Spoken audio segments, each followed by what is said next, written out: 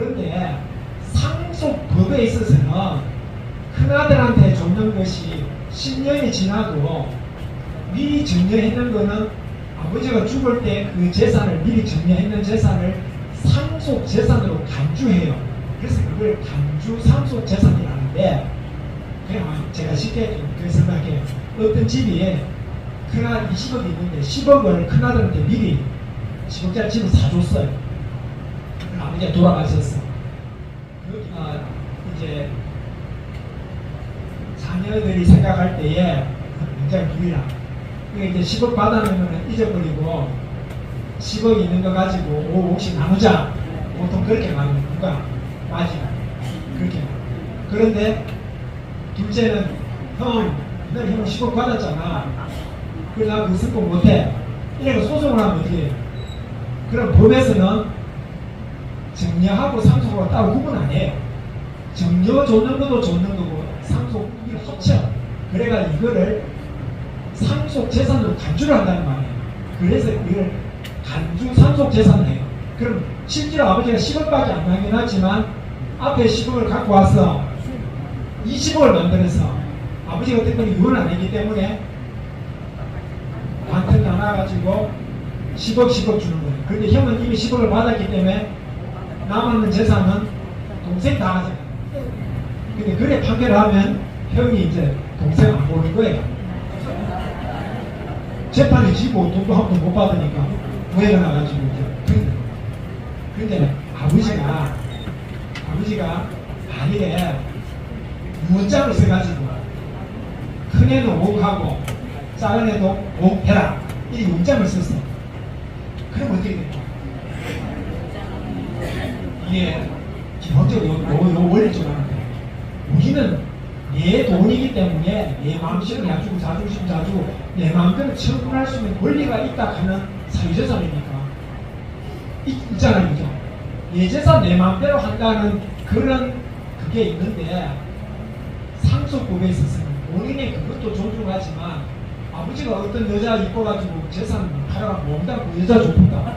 그 자식들은 아버지 돌아가시면 뭐 집이라도 조금 키우고 팔고 전세 아까 집이라도 좀 장만하고 기대하고 있었는데 아버지가 자기한테 노년에 잘해준다고 그 새 여자한테 돈 다 줬다. 이러면 이제 전부치잖아. 그래서 이 상속을 받을 사람의 그 상속 기대권도 좀 존중해 주는 거예요. 그래서 뭐가 나온가 하면 유분이라는 제도가 나와요. 유분은 자기가 법에서 받을 수 있는 뭐 아까 1대1대1 뭐 있잖아. 그 법에서 받을 수 있는 몫의 50%는 나라.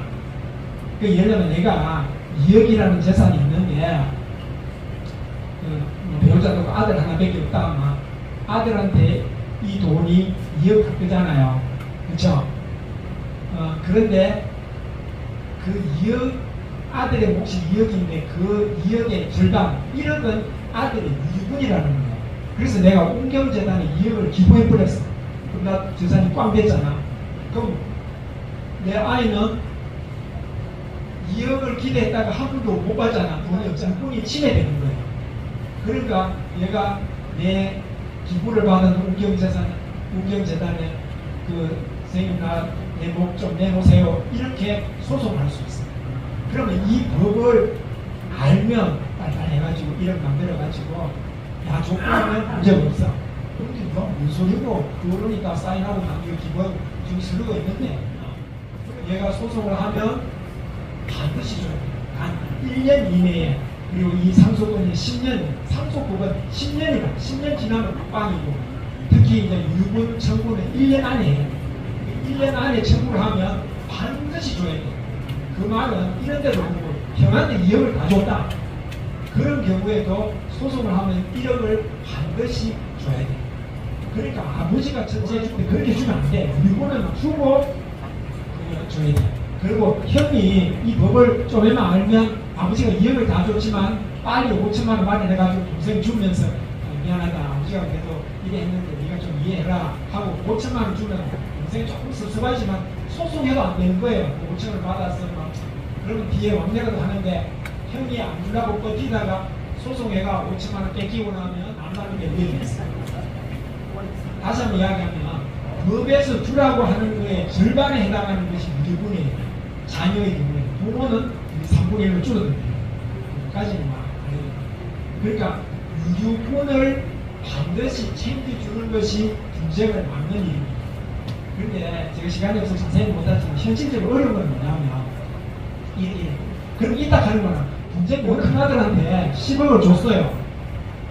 10억을 줬는데 그 10억을 현금을 준 게 아니고 강남에 있는 땅을 준 거예요. 강남에 있는 땅을 줬어요. 그리고 아버지는 이제 10억을 안 가갖고 죽었는데 그랬는데 아버지가 형한테 땅 줄 때는 20년 전에 줬어. 근데 그 사이에 땅값이 수백 올라온 거야. 줬지만 200억이 된 거예요.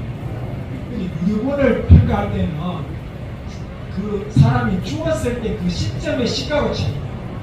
그 10억을 안 치고 200억으로 치는 거야. 그럼 어떻게 돼요? 210억을 남긴 셈이에요. 그러면 동생의 몫이 얼마야?